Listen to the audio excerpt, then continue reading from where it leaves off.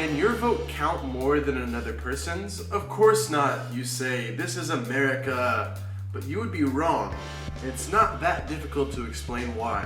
Just take a look at our electoral system. Each state has a number of electoral votes equal to the number of members they have in the House of Representatives, plus their 2 senators. So in general, a bigger state with a larger population will have more electoral votes than a smaller state with a smaller population. Texas more than Montana, California more than Rhode Island, so on and so forth. So you vote in your state for president. The winner of the popular vote in your state gets all the electoral votes.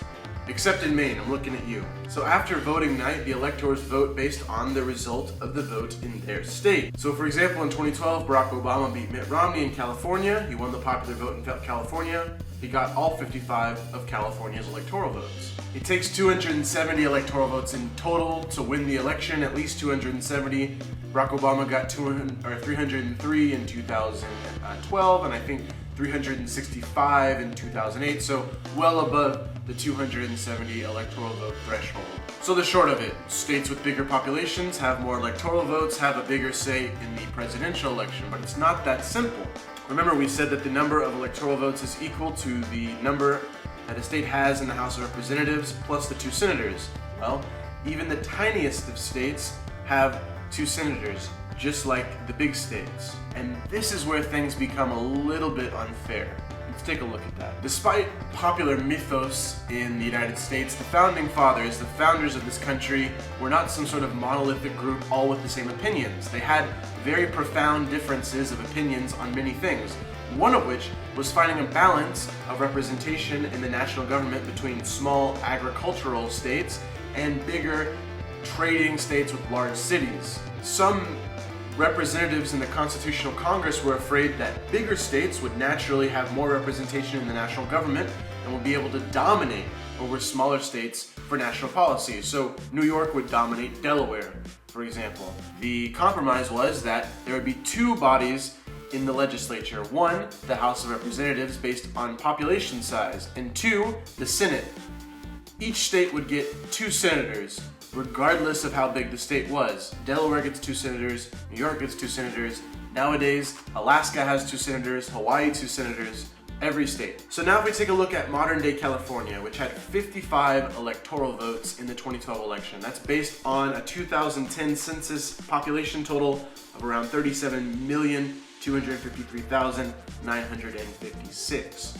So if we divide the population by the total number of electoral votes, we can see roughly how many people are represented by one Californian elector. So 37 million divided by 55 is roughly 677,000 people. So 677,000 people in California are represented on average by one electoral vote. Now, to contrast that, take a look at Wyoming, whose 493,000 people, according again to the 2010 census. These 493,000 people have a combined 3 electoral votes. Again, we divide the population by the number of electors. 493,000 divided by 3 is roughly 164,594. I did that math. So one electoral vote represents about 164,000 Wyomings, people from Wyoming, while one electoral vote represents 677,000 people in California. So in literal terms, one vote in Wyoming is weighed more than one vote of one single person in California. In Wyoming, your vote counts as 0.0607556 of an electoral vote. And in California, it represents 0.0000148 of an electoral vote. So why don't we hear more about this disparity? Why don't people rise up and complain? Well, the reality is that presidential elections in our country usually aren't decided by 3 electoral votes. They're usually decided in swing states with medium-sized electoral votes. So Indiana, Ohio, Florida, these are the quote, battleground places where elections are won and lost. And generally speaking, these small states with 3 electoral votes swing heavily to one party or the other. So candidates don't really visit these places. Wyoming is going to go Republican, Montana is going to go Republican, no matter what Barack Obama or maybe this time around Hillary Clinton will do to campaign there.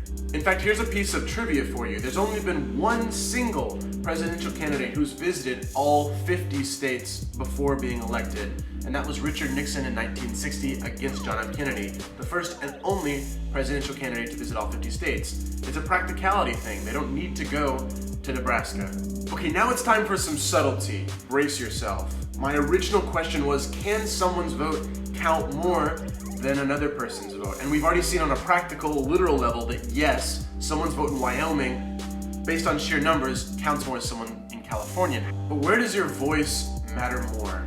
In a small state with 3 electoral votes, where technically your vote is a larger chunk of an electoral vote, where basically your state is a shoe-in for one party or the other? Or is your voice louder in a state where your vote counts smaller in the electoral pie, but you know that the candidate will be zigzagging across your state, visiting and jockeying for every single vote in a critical swing state? If you enjoyed this video, please check out our other video, Can We Elect the President and Vice President Separately? We are the Fox Cousins. That means we are junkies of politics and history. Subscribe to get your fix. Thanks for watching.